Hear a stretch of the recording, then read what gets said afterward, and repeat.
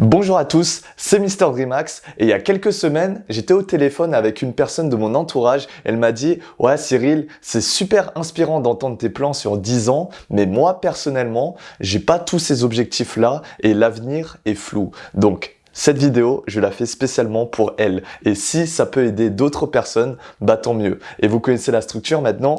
On va faire ça en 3 parties.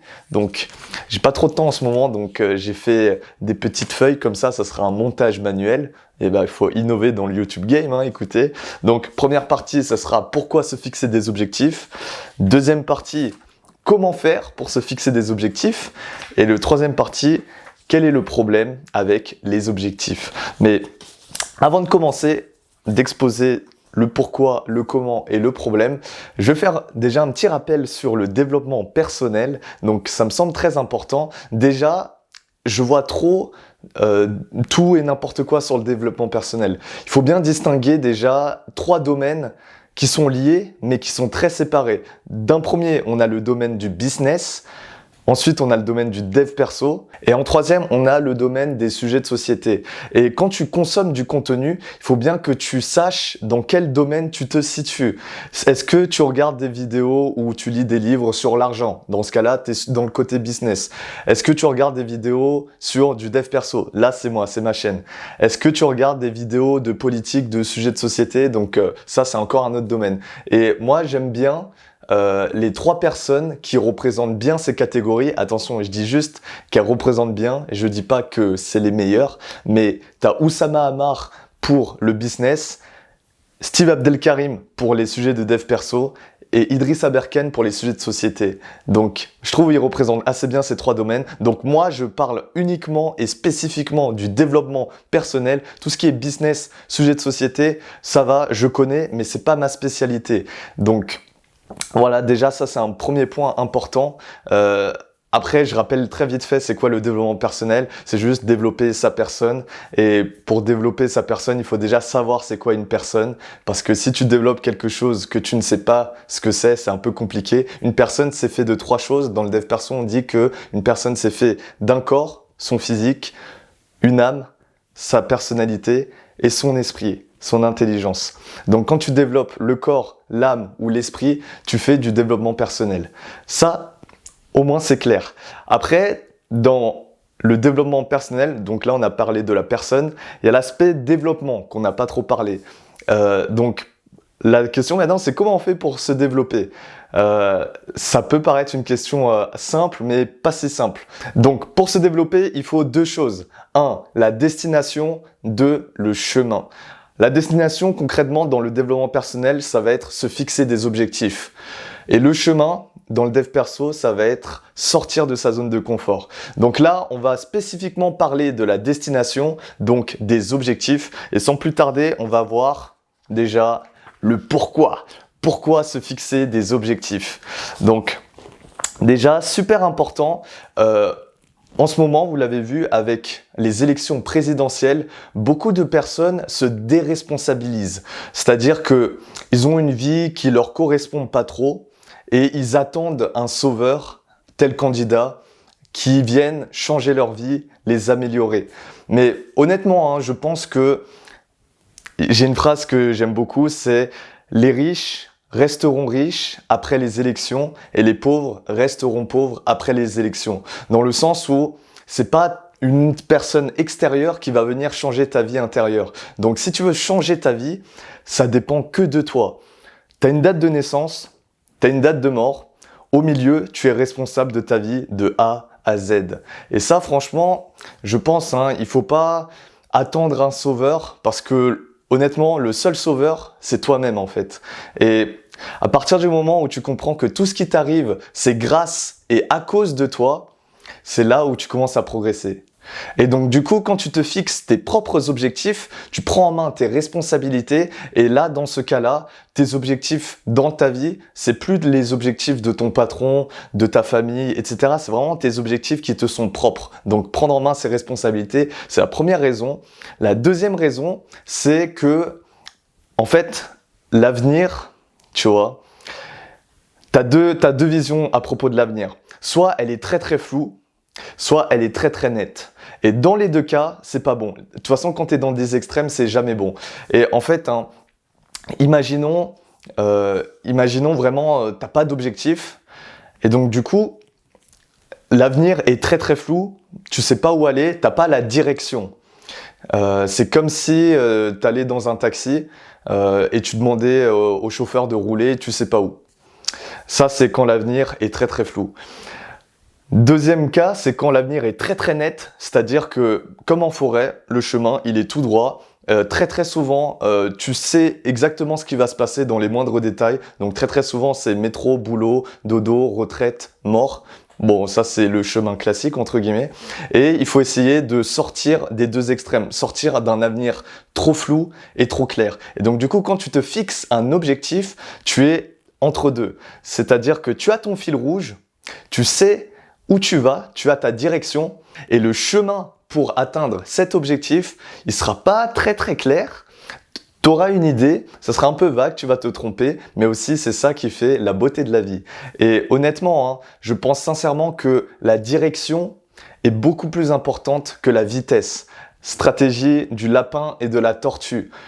T'as beau courir vite, mais si c'est pas dans la bonne direction, bah tu perds ton temps. Et le temps, c'est la vie. Quand tu perds ton temps, tu perds ta vie. Alors que si tu es dans la bonne direction, tu sais que tu es dans la bonne direction, ça peut prendre 1 an, 2 ans, 10 ans, mais tu es sur la bonne voie au moins. Donc ça, le pourquoi, il y en a deux. Première, prendre tes responsabilités. Deuxième, avoir la direction. Donc super important de se fixer des objectifs. Ça, c'est fini. Le deuxième, donc, comment se fixer des objectifs? Alors, déjà, je pense, il doit au moins y avoir une personne dans ta vie qui t'inspire et à qui tu veux ressembler. Donc, cette personne-là, vraiment, je te conseille fortement de t'inspirer de son parcours. Si tu as vraiment envie de lui ressembler, inspire-toi de son parcours et fais la même chose. Tu vois, on est tous des humains, on part tous d'en bas. Et les légendes vivantes, entre guillemets, elles sont pas nées légendes vivantes, elles sont devenues. Donc regarde le parcours, regarde comment elles ont fait et essaye de faire la même chose. Ensuite, ça c'est pour l'aspect un peu général, un peu vague. Comment se fixer des objectifs? Déjà, il faut que tu comprennes quelque chose de très très important. Ça s'appelle le théorème du développement personnel. Alors, on va dire, c'est moi qui ai posé le nom, mais c'est une évidence. Le théorème du développement personnel dit que tu peux toujours t'améliorer dans n'importe quel domaine de ta vie. Donc, grosso modo, la courbe de progression de n'importe qui, très schématique, mais ça ressemble à ça. Donc, en fait, quand tu vas progresser, ok, tu vas progresser au début assez rapidement dans un nouveau domaine. Et ensuite, pour atteindre l'excellence, ça va être de plus en plus dur. Alors, en abscisse, en bas là, on a les ressources, donc le temps, l'argent, l'énergie. Mais si vous voulez, pour simplifier, on peut uniquement prendre le temps, ok? Et en ordonnée, ça va être tes objectifs, entre guillemets, si tu veux. Donc là, la ligne rouge, qu'est-ce que c'est? Ça va être ta limite. Grossièrement, c'est ce qu'on appelle ton potentiel. Alors, cette ligne rouge là, elle est théorique. Et on ne la connaîtra jamais. On peut avoir une estimation, mais on ne la connaîtra jamais. Et en fait, cette limite, justement, elle s'appelle une limite parce qu'on ne peut pas l'atteindre. Ça, c'est des maths. J'ai fait une prépa scientifique. Et tu peux tendre vers cette limite, mais tu ne pourras jamais l'atteindre. Et donc, du coup, d'après le théorème du développement personnel, d'après ça, là, imaginons que la ligne rouge, ça signifie la meilleure version de toi-même. Donc, d'après le théorème du dev perso, tu ne peux jamais atteindre la meilleure version de toi-même. Parce qu'il y a toujours un aspect de ta vie que tu peux améliorer. Toujours, toujours, toujours. Donc, pour revenir à la question concrètement, comment faire pour se fixer des objectifs? Alors, une fois que tu as ce schéma en tête, c'est super simple. Alors déjà, ton potentiel, je répète, mais tu ne le connaîtras jamais. Tu peux avoir une estimation, mais tu ne le connaîtras jamais. Et alors, quelqu'un qui a beaucoup de croyances limitantes va avoir tendance à sous-évaluer son potentiel. Quelqu'un qui a beaucoup de croyances aidantes va avoir tendance à surévaluer son potentiel. L'idée, c'est que Si on dit que le dev perso, c'est l'art de se connaître soi-même, c'est pas pour rien. L'idée, c'est de bien se connaître pour avoir la meilleure approximation possible de son potentiel. Et donc, du coup, quand tu vas te fixer un objectif, faudra bien faire attention à ce que je vais te dire là. Donc, quand tu te fixes un objectif dit réaliste, c'est-à-dire que ton objectif se situe en dessous de ton potentiel. Grosso modo, ça veut dire que ton objectif est atteignable. Alors que si tu te fixes un objectif irréaliste, ça veut dire que ton objectif se trouve au-dessus de ton potentiel. C'est-à-dire que tu as beau faire tous les efforts du monde, tu pourras jamais l'atteindre. Et l'idée, c'est d'avoir des objectifs réalistes. Donc, en dessous de ton potentiel. Comme ça, ils sont atteignables. Je crois que je suis le seul mec dans le dev perso à te dire ça, de te fixer des objectifs en dessous de ton potentiel, mais c'est la réalité, c'est la réalité. T'as des limites, on a tous des limites, mais l'idéal, dans un monde parfait, c'est de tendre vers cette limite. Mais si tu te fixes des objectifs au-delà de tes limites, irréalistes, tu seras toujours frustré parce que tu les atteindras jamais. Ah, j'aime beaucoup ce schéma. Donc, grosso modo, comment se fixer des objectifs? Je fais un petit récap. Inspire-toi de la personne à qui tu veux ressembler. Regarde son parcours. Ensuite, en fonction de son parcours, fixe-toi des objectifs réalistes. Comme ça, tu les atteins. Et c'est comme ça que tu progresses. Et ensuite, d'objectif en objectif, tu tends vers ton potentiel. Tu tends vers la meilleure version de soi-même. Bref, là, on va voir le dernier point, donc le problème, hop là, le problème, quel est le problème avec les objectifs? Donc, t'en as pas un, mais t'en as deux, des problèmes, je dirais. Le premier, c'est que, voilà, là t'as un schéma très concret. En vert, en rouge, c'est ton potentiel. En vert, c'était l'objectif réaliste que tu t'étais fixé et que tu as atteint. Donc, le premier problème, c'est que, en fait, quand tu atteins un objectif, après, il y a de l'entretien derrière. Et c'est cet entretien derrière que beaucoup de personnes oublient. Très concrètement, imaginons dans le sport, je prends l'exemple du front lever parce que c'est ce que je suis en train de travailler maintenant. Imaginons quelqu'un qui arrive, qui travaille jusqu'à avoir son front lever. Ensuite, une fois qu'il l'a, il se dit, ça y est, c'est acté, je peux passer à autre chose. Donc, au fil des années, il va le perdre, son front lever, parce qu'il ne l'a pas entretenu. Après, c'est un choix, Franchement, c'est un choix. Moi, il y a plein d'objectifs que j'ai atteints et ensuite, voilà, je laisse. Par exemple, très concrètement, il y a quelques mois, j'avais appris le morceau de piano de Ludovico Einaudi. J'avais en 24 heures, ça c'était vraiment, ouais, j'avais bien tryhard.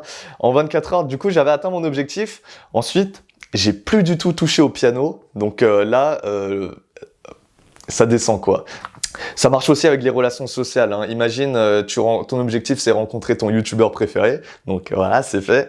Et ensuite, la question c'est, est-ce que tu arrives à entretenir la relation ou est-ce que, hop, la relation, tu la laisses tomber? Il y a ça aussi. Ça marche. Donc, le corps, l'âme et l'esprit, ça, c'est valable. Ça, c'est très valable. Donc, quand tu atteins un objectif, il faut penser à l'après. Donc, l'après, ça peut être un autre objectif, toujours en rapport avec soit le corps, soit l'âme ou soit l'esprit, où il faut entretenir. Donc, ne pas négliger l'after objectif. Ça, c'est très souvent négligé.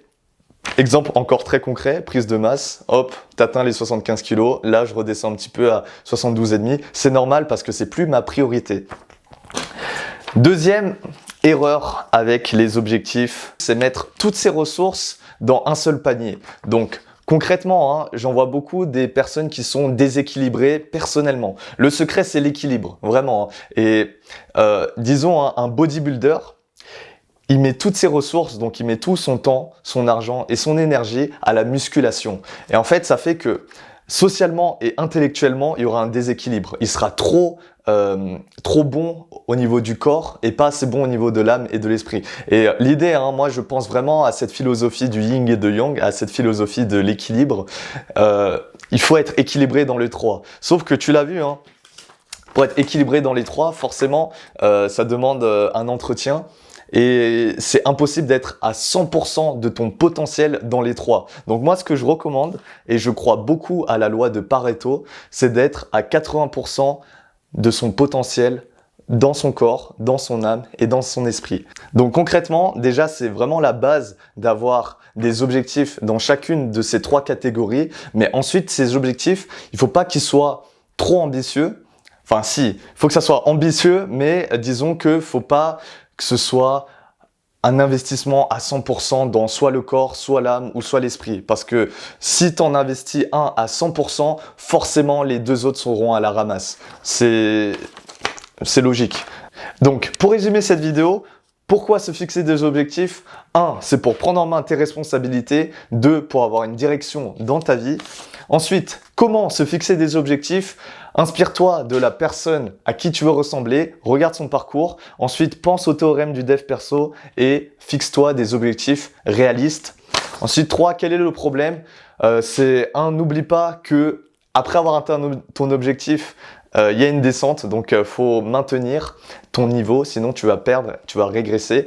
Et le deuxième, c'est de ne pas être déséquilibré, vraiment avoir 80% de son potentiel dans son corps, son âme, son esprit. Bref, j'espère que cette vidéo t'aura plu. Aussi, n'hésite pas à prendre des notes parce que Victor Hugo, il disait que les mots s'envolent, mais les écrits restent. Et petite anecdote, là, je suis en train de tourner, il est 5h du matin. Je me suis réveillé en sursaut avec un éclair de génie. J'avais envie de tourner, donc bref, voilà. Sur ce, abonne-toi parce qu'on fait partie de la prochaine génération de YouTube. Tu connais maintenant. Bye!